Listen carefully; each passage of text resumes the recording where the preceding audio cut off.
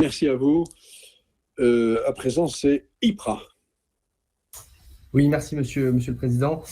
Pour répondre aux différentes questions qui ont été posées sur nos attentes vis-à-vis à la fois de l'action de l'État et des collectivités territoriales, je commencerai par l'État. On peut lister, à mon avis, trois grandes priorités au niveau de l'action publique à ce niveau-là. D'abord, du côté évidemment de la direction interministérielle du numérique, que la démarche de dématérialisation soit systématiquement associée dans le cahier des charges dès la phase de conception à une dimension de design inclusif qui prenne à la fois en compte l'accessibilité numérique des personnes en situation de handicap, mais également les publics électronistes et donc illettrés du numérique, et que cette clause soit systématique et non négociable dans l'ensemble du processus de dématérialisation.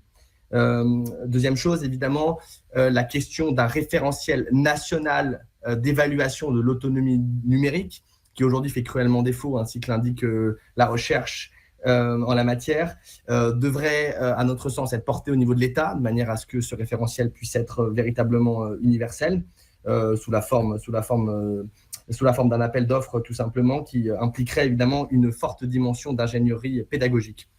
Enfin, troisième levier d'action au niveau de l'État, la Caisse nationale de solidarité pour l'autonomie, qui participe de la politique publique de prévention de la perte d'autonomie pour les personnes âgées et les personnes en situation de handicap, fixe le critère au niveau des départements, le critère d'opérateur nécessairement disposant d'une implantation locale et nécessairement de statut associatif pour un certain nombre de départements.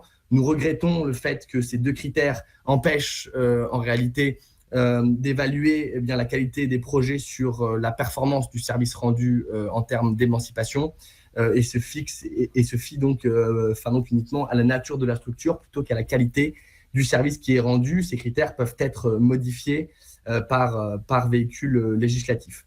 Au niveau des collectivités territoriales, nous demandons un pilotage de l'offre plus lisible, plus transparent, plus qualitatif. Nous demandons à ce que les départements jouent le rôle d'impulsion, de création de véritables dynamiques territoriales au niveau du lien entre les opérateurs et les différents échelons de l'action sociale, que ce soit la Maison France Service, les CCAS, les CLIC ou d'autres opérateurs, que le département ou que la collectivité territoriale se comporte moins en guichet de financement, mais davantage en chef de file, en facilitateur, en constructeur d'une politique publique qui est en devenir et évalue évidemment sous une forme, là encore, beaucoup plus qualitative.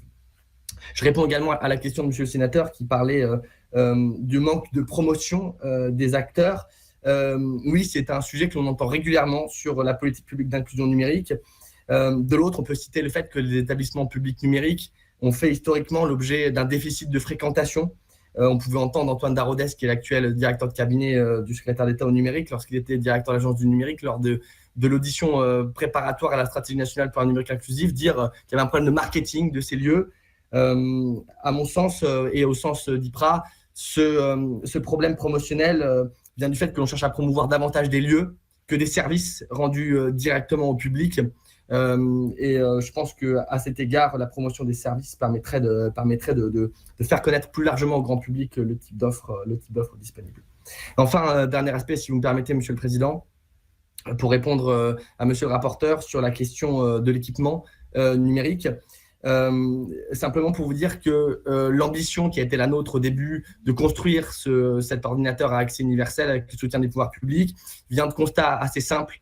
C'est que les ordinateurs classiques du grand public vendus à la Fnac, chez Darty ou ailleurs disposent d'interfaces mouvantes, c'est-à-dire de mises à jour qui viennent bousculer les repères de l'utilisateur.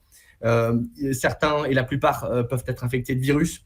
Un certain nombre d'entre eux, évidemment, sont faiblement protecteurs des données personnelles. Ils ne sont pas fournis avec de l'accompagnement humain digne de ce nom, personnalisé pour les utilisateurs les plus fragiles. Et enfin, ils ne sont pas tous en situation de pouvoir couvrir les besoins universels de toute la population, y compris celles en situation de handicap ou les personnes plus âgées.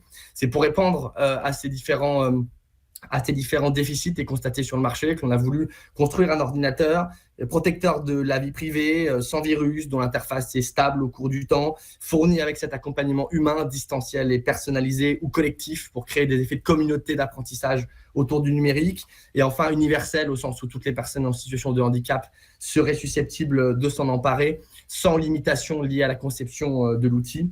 voilà, c'est l'ensemble de ces constats qui ont tiré la recherche et développement autour du PCA Accès universel, qui fait l'objet aujourd'hui du matériel à la fois d'atelier et de prêt longue durée pour tous les publics qui sont aujourd'hui en nécessité ou en recherche d'équipement.